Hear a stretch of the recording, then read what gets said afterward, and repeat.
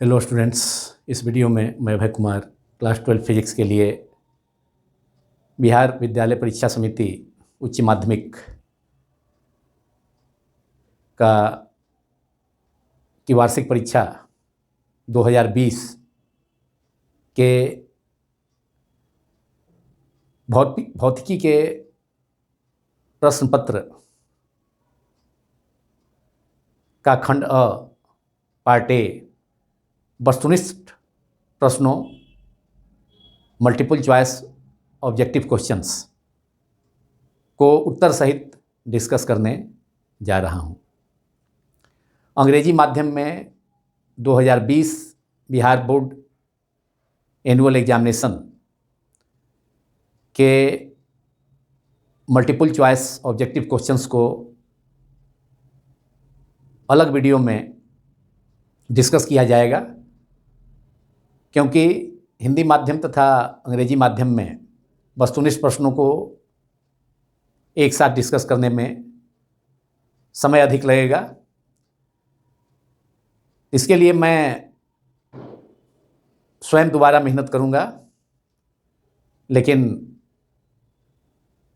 आप विद्यार्थियों पर मैं समय का अतिरिक्त बोझ नहीं देना चाहता। अब इस वीडियो को स्टार्ट किया जाए, शुरू किया जाए।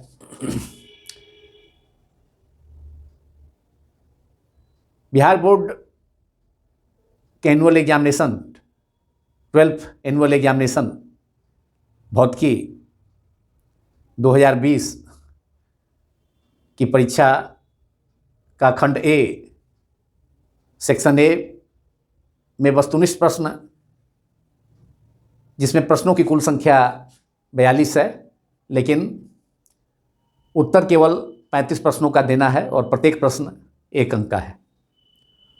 और यह सेट जी है। हालांकि सभी सेट में प्रश्न एक ही होते हैं, केवल उनका क्रम, उनका नंबर का फेरबदल होता है। प्रश्न संख्या 1 से 42 तक के प्रत्येक प्रश्न के साथ 4 विकल्प दिए गए हैं, जिनमें से एक सही है। सही विकल्प को OMR शीट पर चिन्हित करें। OMR शीट पर सही विकल्प को चिन्हित कर उस सर्किल को, जो विकल्प सही है उसको ब्लू पेन या ब्लैक पेन से पूर्णतः छायांकित करना होता है, पूर्णतः कलर्ड करना होता है। कोई भाग उसका अधूरा न रह जाए, कोई भाग उसका खाली न रह जाए, इसका ध्यान रखना होता है। तो क्वेश्चन नंबर 1 है वस्तुनिष्ठ प्रश्न 1, बिहार बोर्ड बिहार विद्यालय परीक्षा समिति उच्च माध्यमिक BSEB-SS एनुअल एग्जाम 2020 का। क्वेश्चन 1 है इलेक्ट्रॉन वोल्ट, जिसे संकेत में स्मॉल ई कैपिटल V संकेत से सूचित किया जाता है। इकाई होती है इलेक्ट्रॉन वोल्ट। EV संकेत small E capital V under bracket में इसे मैंने लिखा है। इकाई होती है, किसकी इकाई होती है?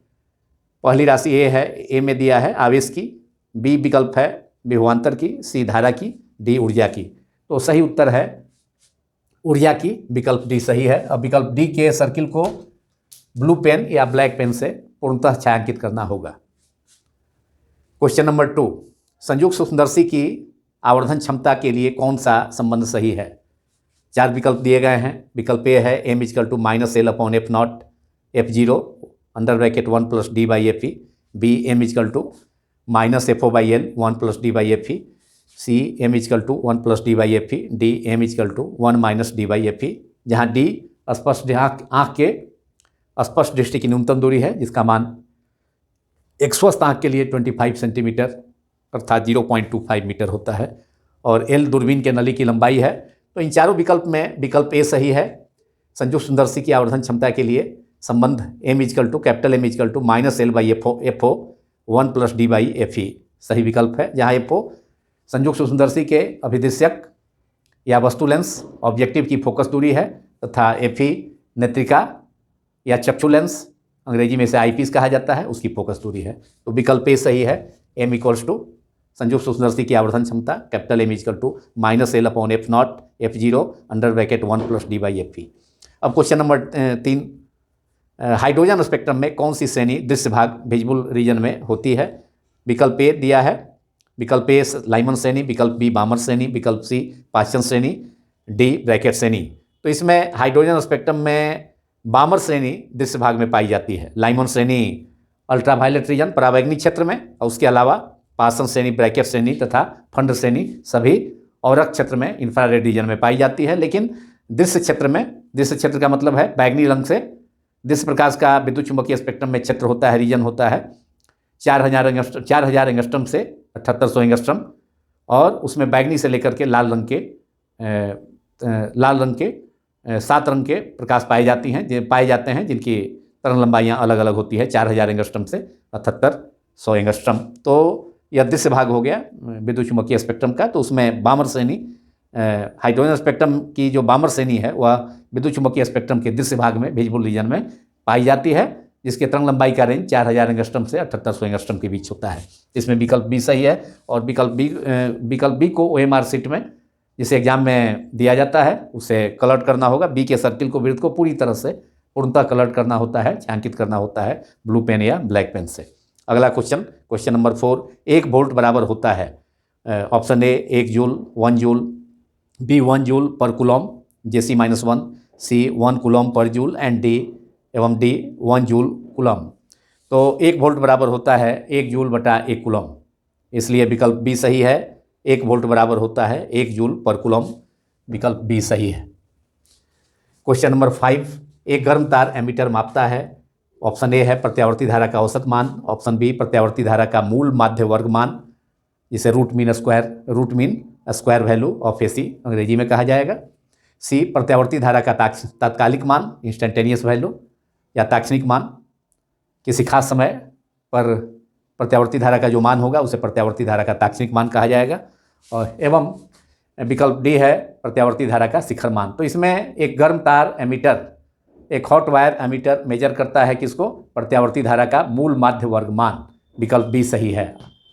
RMS वैल्यू ऑफ करंट को मेजर करता है, प्रत्यावर्ती धारा का मूल माध्य वर्ग मान को मापता है गर्म तार एमीटर। तो इसमें विकल्प बी सही है। अब क्वेश्चन नंबर 6, ये चिन्ह दिया हुआ है किस गेट को निरूपित करता है।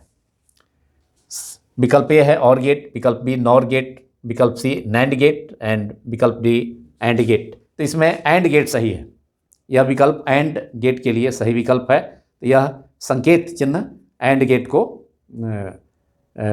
निरूपित करता है, तो ऑप्शन डी सही है। क्वेश्चन नंबर 7, रेडियो एक्टिव परमाणु के लिए कौन सा संबंध सही है। ऑप्शन ए अर्ध आयु इक्वल टू औसत आयु, बी अर्ध आयु बराबर 2 इंटू औसत आयु, सी अर्ध आयु half life equals to 1.6931 multiplied by गुना औसत आयु, और तथा डी अर्ध आयु इक्वल टू 0.6931 इंटू औसत आयु। इसमें विकल्प डी सही है, अर्ध आयु टी हाफ इक्वल टू 0.6931 गुना औसत आयु। चूँकि अर्ध आयु और क्षय नियतांक के बीच संबंध होता है, T half equal to 0.6931 upon lambda, और औसत आयु होता है, औसत आयु T equal to 1 by lambda, औसत आयु T equal to 1 by lambda. तो lambda equal to 1 by TA, 1 बटा औसत आयु। तो 0.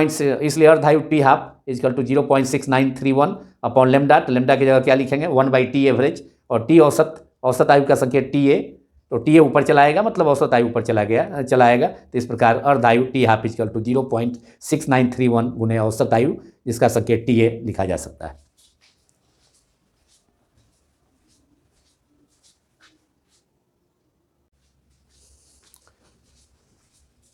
अब क्वेश्चन नंबर 8, 2 समान धारिता जिनमें से प्रत्येक की धारिता C है, 2 समान धारिता प्रत्येक C वाले संधारित्र को समानांतर क्रम में जोड़ने पर उसकी समतुल्य धारिता होती है। विकल्प ए है 2C, विकल्प बी C, विकल्प C C/2 एवं विकल्प डी 1/2C। इसमें सही उत्तर होगा 2C, विकल्प ए सही है, क्योंकि संधारित्रों के समानांतर क्रम संयोजन में समतुल्य धारिता होती है CP equal to C1 plus C2, लेकिन यहाँ दोनों धारिता समान है, तो C1 equal to C2 equal to C, that is CP equal to CP समतुल्य धारिता समानांतर क्रम संयोजन में। यहाँ P पैरेलल का अर्थ होता है समानांतर। तो Cp इजकल टू C1 के जगह पर भी C और C2 के जगह पर भी C, C plus C 2C। या अगर एक जनरल फार्मूला है इसका कि अगर n संधारित्र समानांतर क्रम संयोजन में संयोजित हों तो उनकी समतुल्य धारिता Cp इजकल टू Nc, यहाँ n समान संधारित्रों की संख्या है जो समानांतर क्रम संयोजन में संयोजित हैं तथा C प्रत्येक संधारित्र की धारिता। तो यहाँ n की जगह कितनी है संधारित्रों की संख्या, समान संधारित्रों की संख्या 2 है, तो n की जगह 2, चूँकि Cp इजकल टू Nc तो n की जगह 2 और C 2C हो गया। तो सही विकल्प इसमें A होगा। A को कलर करना होगा, पूर्णतः रंगना होगा, छायांकित करना होगा ब्लू या ब्लैक पेन से OMR शीट पर। तो 2C इसका सही उत्तर है, विकल्प ए सही है। क्वेश्चन 9, तेजी से चलने वाली बीटा किरणें हैं। Fast moving beta rays are A photon, B proton, C electron, D neutron. सही उत्तर है तेजी से चलने वाली बीटा किरणें, और कुछ नहीं बल्कि क्या है, ऋण आवेशित कण इलेक्ट्रॉन है। तो सही उत्तर है इलेक्ट्रॉन, विकल्प सी सही है। क्वेश्चन 10, पी टाइप के अर्धचालक में मुख्य धारावाहक होते हैं। विकल्प ए इलेक्ट्रॉन, विकल्प बी छिद्र, विकल्प सी फोटोन, विकल्प डी प्रोटॉन। तो पी टाइप के अर्धचालक में मेजॉरिटी चार्ज कैरियर्स मुख्य धारावाहक होते हैं छिद्र, होल्स, जो कि धन आवेश के समान व्यवहार करते हैं। तो छिद्र होगा, पी टाइप के अर्धचालक में मुख्य धारावाहक होते हैं छिद्र। अब क्वेश्चन नंबर 11, यौगिक सूक्ष्मदर्शी या संयुक्त सूक्ष्मदर्शी की नली की लंबाई L बढ़ाने से आवर्धन क्षमता। विकल्प ए है बढ़ती है, विकल्प बी घटती है, विकल्प सी नहीं बदलती है, विकल्प डी शून्य। तो यौगिक सूक्ष्मदर्शी की नली की लंबाई बढ़ाने से आवर्धन क्षमता बढ़ती है, जिसको हमने इसी वीडियो में देख चुके हैं क्वेश्चन नंबर 2 में, जहाँ m is equal to -L upon F naught 1 plus डी/Fe। तो वहाँ पर उस सूत्र से स्पष्ट है कि आवर्धन क्षमता यौगिक सूक्ष्मदर्शी या संयुक्त सूक्ष्मदर्शी कंपाउंड माइक्रोस्कोप की आवर्धन क्षमता नली L की लंबाई के समानुपाती होती है। तो अगर नली की लंबाई बढ़ाई जाती है यौगिक सूक्ष्मदर्शी या संयुक्त सूक्ष्मदर्शी की, तो आवर्धन क्षमता बढ़ेगी, बढ़ती है। ऑप्शन ए सही है, विकल्प ए बढ़ती है सही है। मतलब यौगिक सूक्ष्मदर्शी की नली की लंबाई L, आवर्धन क्षमता नली की लंबाई बढ़ाने से आवर्धन क्षमता, जिसे कैपिटल M संकेत से सूचित किया जाता है, वह बढ़ती है। अब क्वेश्चन नंबर 12, लोहा होता है। विकल्प ए अनुचुंबकीय, विकल्प बी प्रतिचुंबकीय, विकल्प सी लौह चुंबकीय तथा डी अनुचुंबकीय। तो सही उत्तर है लोहा होता है लौह चुंबकीय पदार्थ, फेरोमैग्नेटिक मटेरियल।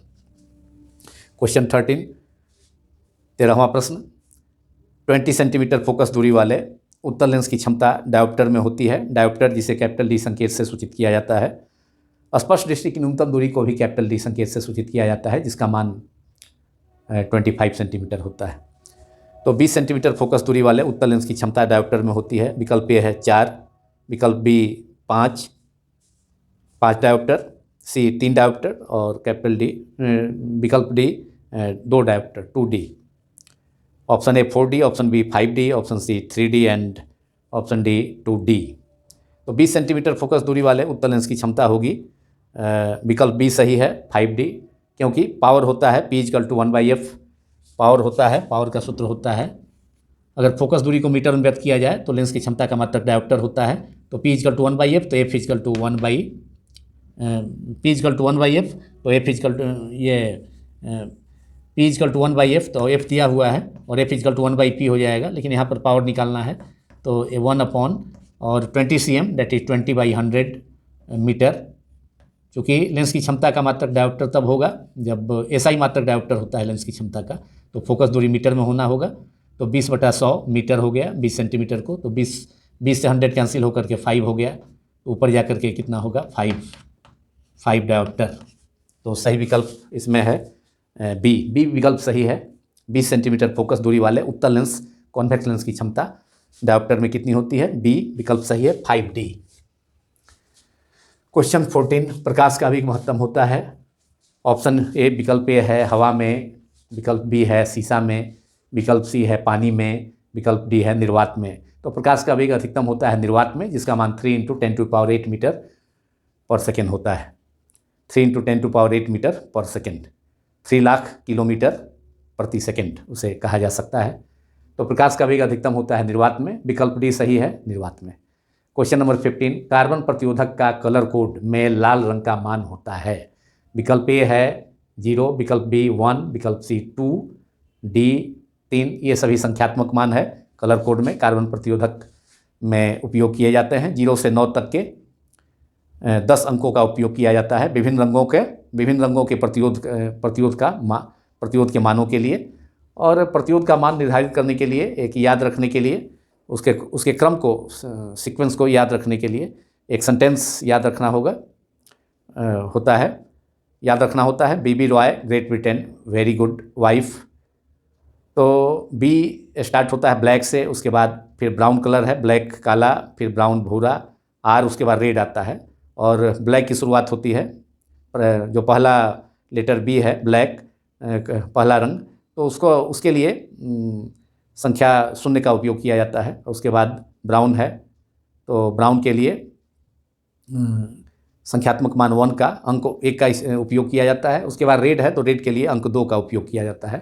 तो कार्बन प्रतिरोध का कलर कोड में लाल रंग का मान कितना होगा? वह होगा 2 होगा। विकल्प सी सही है, 2। क्वेश्चन 16, नाभिक का घनत्व लगभग होता है। विकल्प ए है 2.29 × 10⁻7 kg प्रति मीटर क्यूब। विकल्प बी है 2.29 × 10⁻7 kg पर मीटर क्यूब। सी 2 × 2.9 × 10⁻17 kg पर मीटर क्यूब, तथा डी 2.29 × 10⁻17 kg प्रति मीटर क्यूब। इसमें से विकल्प सी सही है। 2.29 × 10⁻17 kg प्रति मीटर क्यूब नाभिक का घनत्व होता है, जो कि काफ़ी उच्च है, काफ़ी हाई वैल्यू है नाभिक का घनत्व का मान। विकल्प बी सी सही है, 2.29 × 10⁻17 kg पर मीटर क्यूब। और इतना उच्च घनत्व केवल श्वेत वामन तारे, व्हाइट ड्वार्फ स्टार के पदार्थ का ही हो सकता है। श्वेत वामन तारे, व्हाइट ड्वार्फ स्टार के तारे का ही इतना सघन घनत्व हो सकता है, इतना अधिक घनत्व, इस ऑर्डर का, इस क्रम का घनत्व हो सकता है, नाभिक का घनत्व के क्रम का 2.29 × 10⁻17 किलोग्राम प्रति मीटर क्यूब। विकल्प बी से सी सही है। अब क्वेश्चन नंबर 17, नाभिक से अल्फा कण उत्सर्जित होने पर परमाणु संख्या कितना से घटता है? विकल्प ए है 1 से घटता है, विकल्प बी है 2 से घटता है, सी है 3 से घटता है और डी 4 से घटता है। तो इसी नाभिक से, रेडियो सक्रिय नाभिक से एक अल्फा कण के उत्सर्जित होने से परमाणु संख्या में 2 की कमी होती है तथा द्रव्यमान संख्या में 4 की कमी होती है। लेकिन यहाँ प्रश्न में है कि नाभिक से अल्फा कण उत्सर्जित होने पर परमाणु संख्या कितना से घटता है? तो 2 से घटता है। विकल्प बी ऑप्शन बी सही है, 2। अब क्वेश्चन नंबर 18 व्यतिकरण फ्रिंज की चौड़ाई होती है, इंटरफ्रेंस फ्रिंज का विड्थ चौड़ाई होती है। विकल्प ए है beta D lambda by small D. B विकल्प है beta equal to D upon capital D, small D upon capital D lambda. C beta equal to D small D capital lambda by D. विकल्प D है beta equal to D into small D into capital D lambda. यहाँ beta fringe चौड़ाई का संकेत है। D क्या है? D है 2 आभासी स्रोतों, कला संबद्ध स्रोतों के तल से पर्दे की दूरी, कैपिटल डी हो गया। लैम्डा प्रकाश की तरंग लंबाई, एक वर्णीय प्रकाश स्रोत की तरंग लंबाई जिसका उपयोग किया जाता है व्यतिकरण की घटना में। और डी क्या है? स्मॉल डी क्या है? 2 रेखा छिद्रों या 2 कला संबद्ध स्रोतों जो कि व्यतिकरण उत्पन्न करने के लिए जरूरी होते हैं, तो उनके बीच की दूरी है स्मॉल डी। तो विकल्प यहाँ पर ए सही है, बीटा फ्रिंज चौड़ाई। फ्रिंज चौड़ाई क्या होती है? व्यतिकरण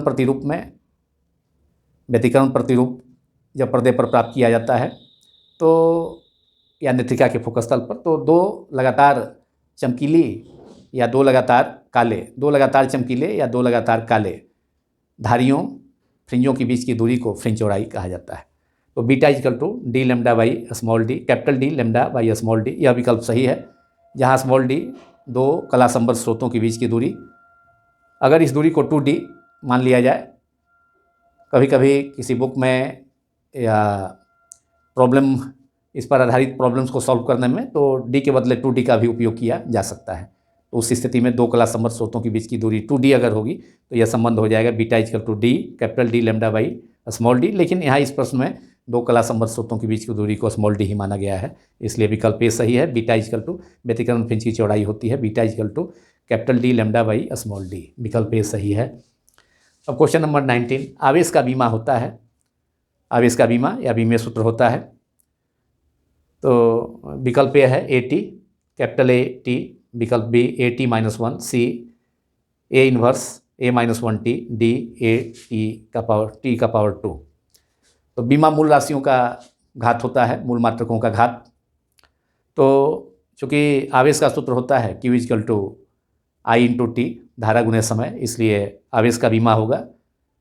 धारा का बीमीय संकेत कैपिटल A या कैपिटल I भी, लेकिन यहाँ पर इस प्रश्न में कैपिटल A है और समय का बीमीय संकेत T, तो AT हो जाएगा, जहाँ A का घात 1 है और T का घात 1 है। तो बीमा मूल राशियों का घात है और जिस व्यंजक से इसे निरूपित किया जाता है उस व्यंजक को बीमीय सूत्र कहा जाता है। बीमाओं को जिस व्यंजक से द्वारा निरूपित किया जाता है उसे बीमीय सूत्र कहा जाता है। तो आवेश का बीमा होगा कितना, AT, जहाँ A का घात 1 है, धारा का मात्रक एम्पियर, उसका घात 1 और समय का भी घात 1 है। तो विकल्प A इसमें सही है। आवेश का बीमा AT, capital A capital T।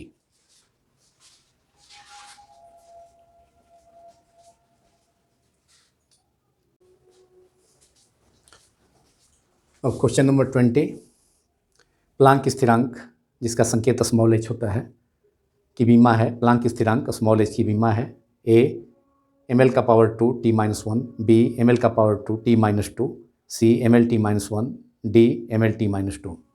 इसमें विकल्प A सही विकल्प है। A उत्तर सही उत्तर होगा ml का पावर 2 t-1।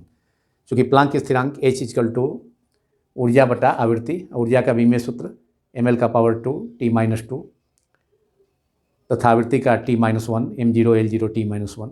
ml तो H का विमीय सूत्र हो जाएगा प्लांक स्थिरांक स्मॉल h, जिसका संकेत होता है वह एनर्जी की, ऊर्जा की बीमा बटा आवृत्ति की बीमा। तो ऊर्जा का बीमा ml का पावर 2 t-2, आवृत्ति की बीमा t-1। तो t-1 से t का पावर -2 का एक पावर कैंसिल हो जाएगा अंश में ऊर्जा का बीमा में।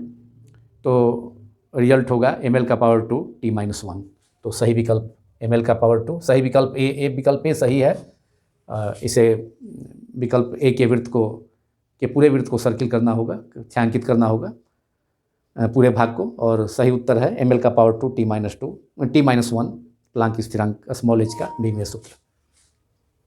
अब क्वेश्चन नंबर 21, एमीटर का प्रतिरोध होता है कम, बड़ा, C बहुत कम और D बहुत बड़ा। तो अमीटर का प्रतिरोध बहुत कम होता है, विकल्प C सही है। एक आदर्श अमीटर का प्रतिरोध लगभग 0 होता है, जबकि आदर्श वोल्टमीटर का प्रतिरोध लगभग अनंत होता है। बहुत ऐसे वोल्टमीटर का प्रतिरोध बहुत उच्च होता है और एक आदर्श वोल्टमीटर का प्रतिरोध अनंत होता है, जबकि एक आदर्श अमीटर का प्रतिरोध लगभग 0। तो इसलिए एमीटर का प्रतिरोध बहुत कम होता है, सही विकल्प होगा C। क्वेश्चन नंबर 22, दशमिक संख्या 25 का द्विआधारी होता है। विकल्प A 1100 B 1001 2। द्विआधारी संख्या का जो आधार होता है, द्विआधारी संख्याओं का आधार 2 होता है, जिसमें केवल 0 और 1 2 संख्याओं का उपयोग किया जाता है, जबकि दशमिक संख्या का आधार 10 होता है। तो विकल्प भी है 1001 2, C 11001 2 और D 11101 2। तो सही विकल्प यहाँ C सही विकल्प है। 25 का द्विआधारी होता है 11001 2। और दशमिक संख्या को द्विआधारी में बदलने के लिए डिवाइड करना होगा। अब 25 है तो 25 में हम डिवाइड करेंगे, 2 से भाग देते जाएंगे। इधर शेष है सबसे दाएं साइड में, तो अब 25 को मैं 2 से डिवाइड करेंगे तो 12 × 2 दैट इज 12 × 2 24 होगा और यहाँ 25 है, तो रिमाइंडर कितना होगा, शेष बचेगा 1।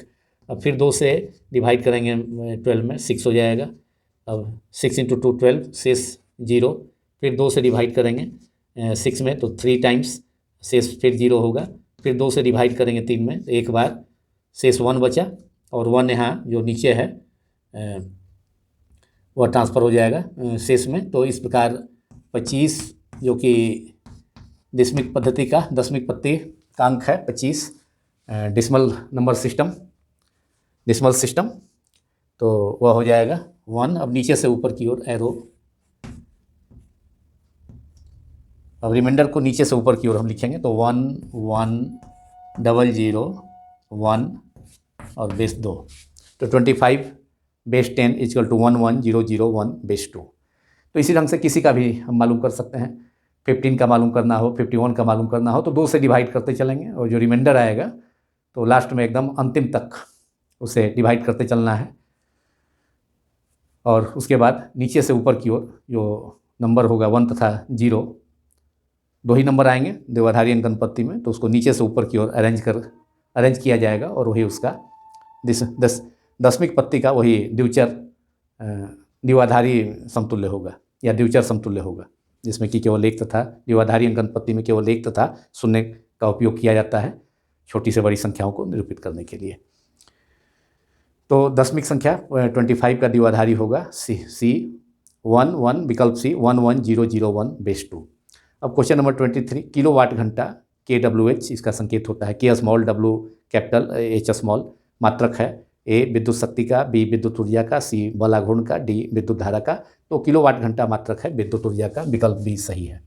क्वेश्चन नंबर 24, प्रकाशिक पथ बराबर होता है, ऑप्टिकल पाथ इसे अंग्रेजी में कहा जाता है, बराबर होता है विकल्प A अपवर्तनांक गुने पथ लंबाई, B अपवर्तनांक बटा पथ लंबाई, C पथ लंबाई बटा अपवर्तनांक, D अपवर्तनांक गुने पथ लंबाई बटा 2। तो प्रकाशिक पथ बराबर होता है अपवर्तनांक गुने पथ लंबाई। पथ लंबाई मतलब जितनी दूरी प्रकाश तय करती है किसी माध्यम में और उस माध्यम का अपवर्तनांक, दोनों का गुणनफल म्यू इंटू एल ऑप्टिकल प्रकाशिक पथ के बराबर होगा। अपवर्तनांक का संकेत म्यू या एन होता है, पथ लंबाई एल।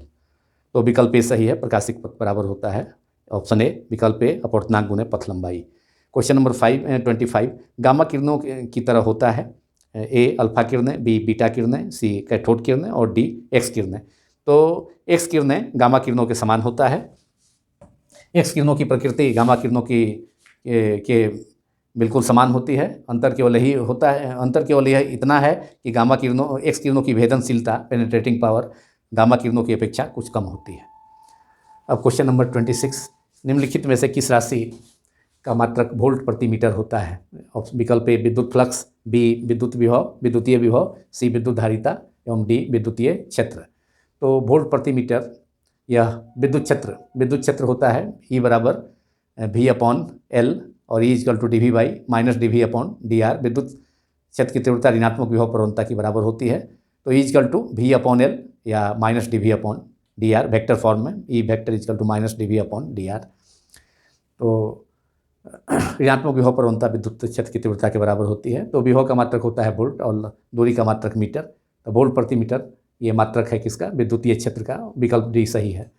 अब क्वेश्चन नंबर 27, 1 AMU एक एटमिक मास यूनिट परमाणुविक द्रव्यमान इकाई या परमाणुविक atomic A for atomic, M for mass, U for unit. परमाणुविक द्रव्यमान मात्रक या परमाणु द्रव्यमान इकाई बराबर होता है। तो 1 AMU बराबर होता है A equal to 1.6 into 10 to power minus 27 kg, B 1.6 into 10 to power 27 kg, B C 1.6 into 10 to power minus 31 kg एवं D 1.6 into 10 to power minus 19 kg। तो यह एक बहुत ही छोटा मात्रक है जो कि परमाणु तथा परमाणु के जो अवयव हैं, जैसे नाभिक के अंदर उपस्थित प्रोटॉन तथा न्यूट्रॉन और नाभिक के बाहर वृत्तीय कक्षा में परिक्रमा करने वाले इलेक्ट्रॉन का द्रव्यमान को व्यक्त करने का एक उपयुक्त मात्रक है छोटा मात्रक परमाणु द्रव्यमान इकाई, एटमिक मास यूनिट। तो इसका मान होता है 1.66 into 10 to power minus 27 kg। तो विकल्प ए इसमें सही उत्तर है। क्वेश्चन नंबर 28, चुंबक की ज्यामितीय लंबाई जिसे LG संकेत से सूचित किया गया, कैपिटल L सफिक्स में G है तथा चुंबकीय लंबाई LM में संबंध होता है। विकल्प ए है LM equal to 5/6 LG, B LM equal to 6/5 LG, C LM equal to LG तथा D LM equal to 2 LG। इसमें विकल्प ए सही है। चुंबकीय लंबाई किसी छड़ चुंबक की व उसकी ज्यामितीय लंबाई उसके दोनों सिरों एकदम दोनों किनारों के बीच की दूरी ज्यामितीय लंबाई, जबकि चुंबकीय लंबाई नॉर्थ पोल और साउथ पोल के बीच की दूरी है जो कि थोड़ा सा जो ज्यामितीय लंबाई होगी उससे थोड़ा कम होगी, उसके अंदर होगी। तो इसलिए चुंबकीय लंबाई ज्यामितीय लंबाई का 83% होता है, 0.83 होता है। तो ये 5/6 ये 0.83 होगा। तो LM equal to 5/6 into LG। चुंबकीय लंबाई क्षण चुंबक की चुंबकीय लंबाई उसकी ज्यामितीय लंबाई का 5/6 इंटू LG, यहाँ LG ज्यामितीय लंबाई है, ज्योमेट्रिकल लेंथ, और LM चुंबकीय लंबाई, मैग्नेटिक लेंथ। विकल्प ए सही है। अब क्वेश्चन नंबर 29, किसी m द्रव्यमान के v वेग से गतिमान कण का तरंग दैर्ध्य होता है। ए विकल्प A lambda equal to mv/h, B lambda equal to h/mv, mv equal to p रेखीय संवेग का संकेत p स्मॉल p होता है, तो p इक्वल टू द्रव्यमान गुणे वेग, C lambda equal to h into mv, तथा D lambda equal to mv/h²। इसमें विकल्प बी सही है, विकल्प बी सही है, लैम्डा इक्वल टू h/mv। किसी m द्रव्यमान के v वेग से गतिशील कण का तरंग लंबाई होता है लैम्डा इक्वल टू h/mv, जिसे डी ब्रोगली तरंग लंबाई भी कहा जाता है, और इस सूत्र को डी ब्रोगली का संबंध, डी ब्रोगली सूत्र या डी ब्रोगली का संबंध भी कहा जाता है, lambda equal to h/mv, mv lambda equal to h/mv।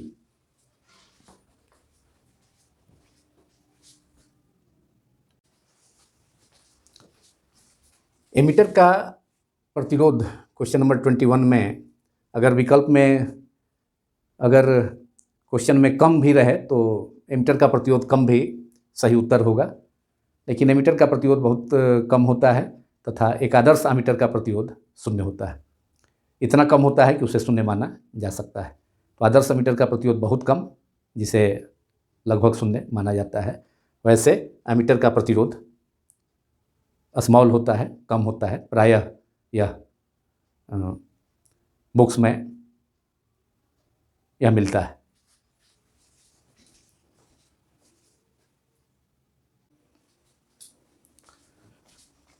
अब क्वेश्चन नंबर 30, आवेशित संधारित्र या संचक पर संग्राहक पट्टिका या संग्राहक प्लेट एवं संघनक पट्टिका संघनक प्लेट के आवेशों का योग होता है। ऑप्शन ए विकल्प ए है 0, बी 1 माइक्रोकूलम, सी 1 कूलम, डी अनंत। सही उत्तर होगा 0, ऑप्शन ए सही है, क्योंकि किसी आवेशित संधारित्र के संग्राहक प्लेट पर अगर प्लस क्यू आवेश है तो संघनक प्लेट या भूतरित प्लेट के भीतरी पृष्ठ पर माइनस क्यू आवेश होता है, तो कुल आवेश का मान plus Q minus Q equal to 0। तो आवेशित संधारित्र पर संग्राहक पट्टिका या संग्राहक प्लेट एवं संघनक पट्टिका या संघनक प्लेट के आवेशों का योग 0 होता है। क्वेश्चन 31, कैथोड किरणें होती हैं। A electron, B neutron, C proton एवं डी फोटोन। तो कैथोड किरणें क्या हैं? इलेक्ट्रॉनों का ऋण आवेशित कणों का किरण पुंज है। तो मतलब कैथोड किरणें क्या हैं? इलेक्ट्रॉनों का पुंज है, beam of electrons. Question number 32, Lorentz बल के लिए कौन सा व्यंजक सही है? F equals to Q under bracket E plus V cross B, that is QE plus QV cross B, B F equal to QE capital E vector plus V cross B, C F vector equal to QE vector plus B vector cross B vector, एवं D F vector equal to Q under bracket E vector plus B vector cross B vector cross B vector. इनमें से विकल्प ए इसमें सही विकल्प है। विकल्प D भी सही हो सकता था अगर QE plus V cross B होता, तब यहाँ B क्रॉस B है, B vector cross B vector है, तो V cross B equal to minus B cross B, B cross B equal to minus B vector cross B vector. चूँकि दो सदिशों का सदिश गुणन सदिश क्रम विनिमय नियम का पालन नहीं करता है, इसलिए अगर इसको V क्रॉस B लिखा जाएगा तो E vector minus V cross B हो जाएगा, जबकि कुल लॉरेंज बल F equal to QE vector plus V cross B, मतलब QE vector plus QV cross B।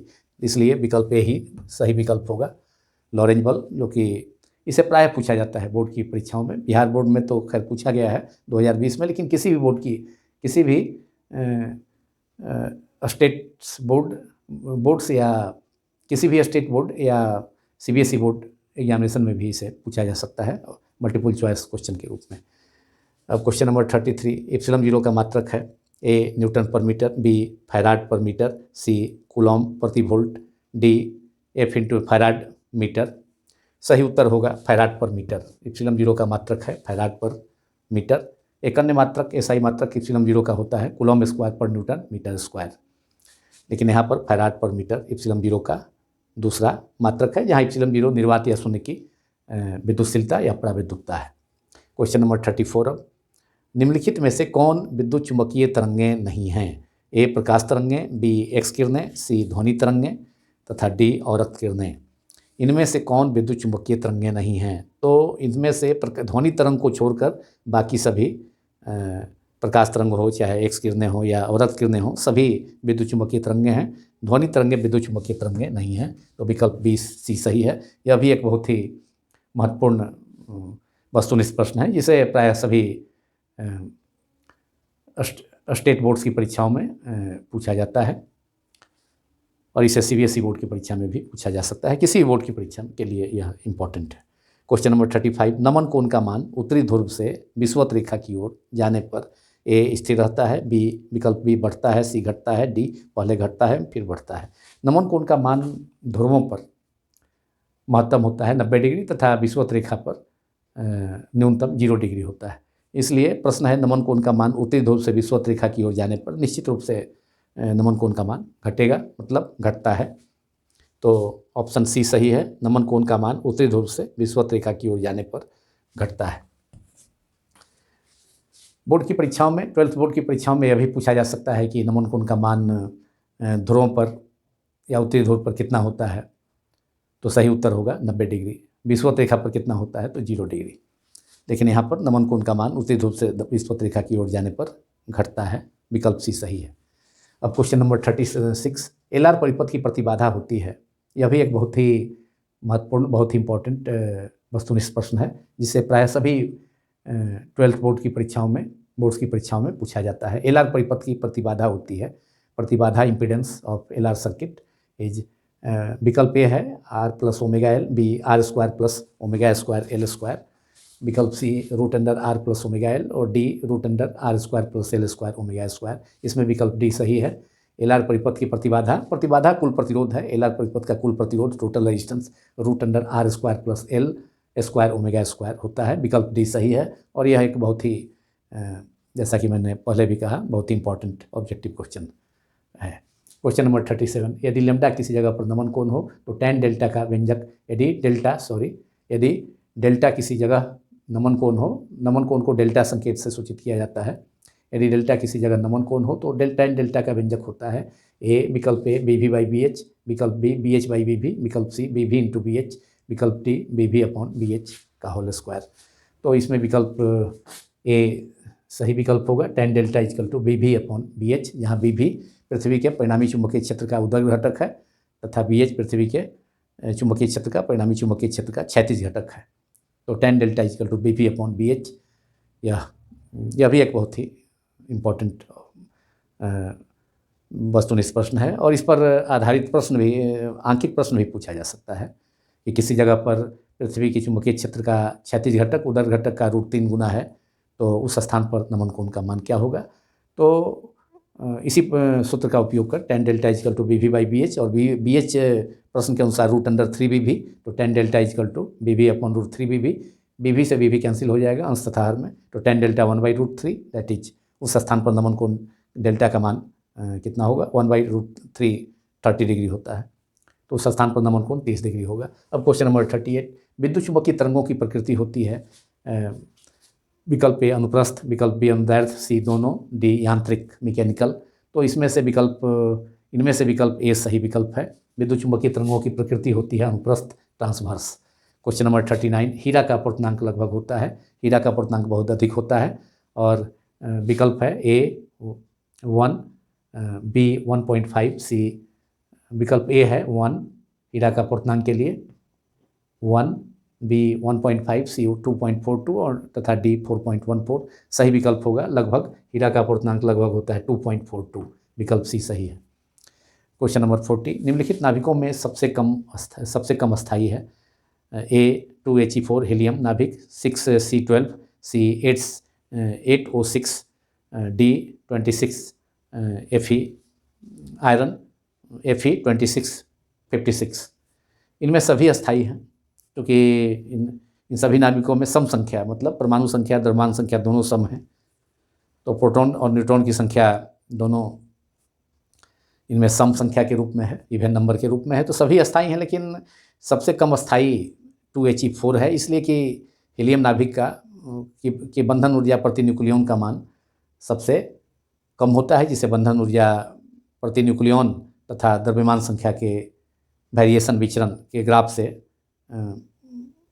से देखा जा सकता है। तो सबसे इसमें कम अस्थायी होगा 2He4, चूँकि 2He4 हीलियम नाभिक के लिए बंधन ऊर्जा प्रति न्यूक्लियॉन का मान सबसे कम होता है, तथा सबसे अधिक अस्थायी इसमें आयरन होगा Fe, जिसकी परमाणु संख्या 26 तथा द्रव्यमान संख्या 56 है। अगर इसी प्रश्न को पूछा जाता है कि निम्नलिखित नाभिकों में सबसे अधिक अस्थायी कौन है, तो उत्तर होता Fe, आयरन 26, परमाणु संख्या 26, द्रव्यमान संख्या 56। लेकिन इस प्रश्न में है कि निम्नलिखित नाभिकों में सबसे कम अस्थायी है, तो वह हीलियम 2He4, विकल्प ए सही है। चूँकि हीलियम नाभिक का 2He4 की बंधन ऊर्जा प्रति न्यूक्लियॉन का मान सबसे कम तथा आयरन का Fe 2656 की बंधन ऊर्जा प्रति न्यूक्लियॉन का मान सबसे अधिक होता है। तो जिस नाभिक का बंधन ऊर्जा प्रति न्यूक्लियॉन का मान सबसे कम होगा, वो सबसे कम अस्थायी होगा, तथा जिस नाभिक का बंधन ऊर्जा प्रति न्यूक्लियॉन का मान सबसे अधिक होगा, वह ज़्यादा अस्थायी माना जाता है। अब क्वेश्चन नंबर 41, अपचायी transformer, up step down transformer में कौन सी राशि घटती है? ए धारा, बी वोल्टेज, सी शक्ति, डी आवृत्ति। तो अपचायी ट्रांसफार्मर उच्च वोल्टेज को निम्न वोल्टेज में परिवर्तित करता है। तो इसमें कौन सी राशि घटती है? तो वोल्टेज इसमें घटती है। तो वोल्टेज सही विकल्प होगा, वोल्टेज सही उत्तर होगा वोल्टेज, विकल्प बी सही है। अपचायी ट्रांसफार्मर में कौन सी राशि घटती है? तो वोल्टेज घटती है, विकल्प बी सही है। वोल्टेज घटती है, धारा बढ़ती है। क्वेश्चन नंबर 42, इस सेट का मतलब इस प्रश्न पत्र 2020 बिहार विद्यालय परीक्षा समिति BSCB सीनियर सेकेंडरी के 12वीं वार्षिक परीक्षा 2020 विषय भौतिकी के वस्तुनिष्ठ प्रश्नों का, जो कि खंड ए के अंतर्गत है, पार्ट ए सेक्शन ए के अंतर्गत, तो उसका अंतिम वस्तुनिष्ठ प्रश्न क्वेश्चन नंबर 42, निकट दृष्टिता दूर करने के लिए या निकट दृष्टि दोष दूर करने के लिए व्यवहार किया गया लेंस होता है? ए अवतल लेंस, बी उत्तल लेंस, सी बेलनाकार लेंस, डी समतल उत्तल लेंस। यह भी एक बहुत ही इम्पॉर्टेंट ऑब्जेक्टिव क्वेश्चन है, जिसे प्राय सभी 12वीं बोर्ड की परीक्षाओं में पूछा जाता है।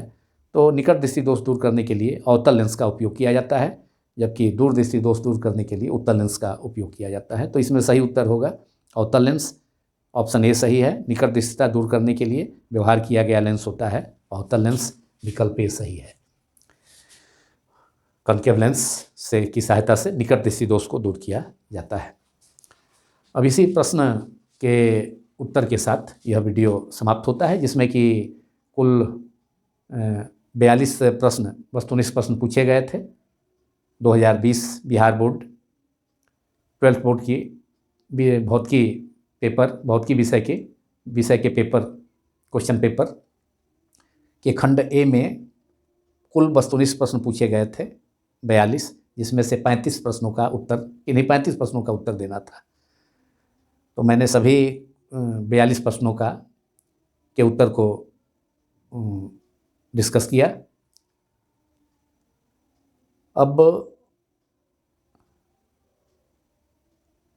अगले वीडियो में, जो कि बिहार बोर्ड के बिहार विद्यालय परीक्षा समिति का प्रीवियस ईयर का पेपर 2019 को मैं डिस्कस करूंगा जल्दी ही। इसके अलावा अंग्रेजी माध्यम में भी इस पेपर क्वेश्चन 2020 के प्रश्न पत्र के वस्तुनिष्ठ प्रश्न ऑब्जेक्टिव क्वेश्चंस को भी डिस्कस करना है अंग्रेजी मीडियम के विद्यार्थियों के लिए। अगर इस एक साथ अगर करता हिंदी तथा इंग्लिश में, तो समय काफ़ी अधिक लगता। तो इसको देखते हुए फिर से अंग्रेजी माध्यम के विद्यार्थियों के लिए भी मैं अलग से इसे डिस्कस करूंगा 2020 के क्वेश्चन पेपर के आंसर्स को। लेकिन तब तक अंग्रेजी माध्यम के स्टूडेंट्स भी इस वीडियो को देखकर इसके उत्तर को समझ सकते हैं। यदि यह वीडियो आप सभी को पसंद आया हो तो इसे अधिक से अधिक संख्या में लाइक करें, दूसरों से शेयर करें, दूसरों को इस चैनल के बारे में बतलाएं, कि यह एक physics quantum classes bye Abhay Kumar एक बहुत ही उपयोगी चैनल है, जिसमें क्लास 10 से बीएससी ऑनर्स तक के पाठ्यक्रमों सिलेबस की पढ़ाई वीडियोज़ के द्वारा यूट्यूब के जरिए की जाती है तथा अधिक से अधिक संख्या में इस चैनल को सब्सक्राइब करना भी न भूलें। Thank you very much.